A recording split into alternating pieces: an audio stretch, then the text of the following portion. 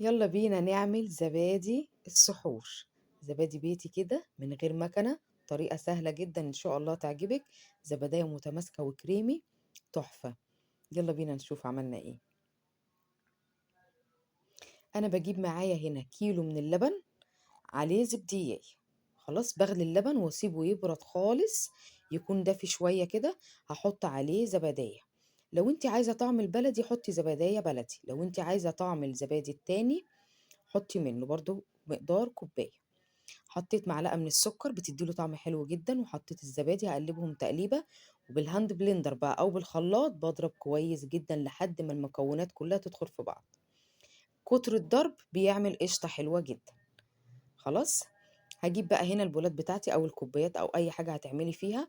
بصب فيها الخليط بتاعي، ورصهم في صينية كده كبيرة. ماشي، وتستحمل طبعا درجة الحرارة. وبحط عليهم مية سخنة مغلية من الكتل. تمام لحد نص تقريبا، يعني نص كده ايه، نص الصينية. يعني ما تغطيش الزبادي. وهسيبهم كده متغطيين، وهحطهم في فرن سخن، اكون مشغلة الفرن قبلها. وبعد كده اقفله لمدة 8 ساعات. خلاص، وبخرجهم عادي خالص بغطيهم.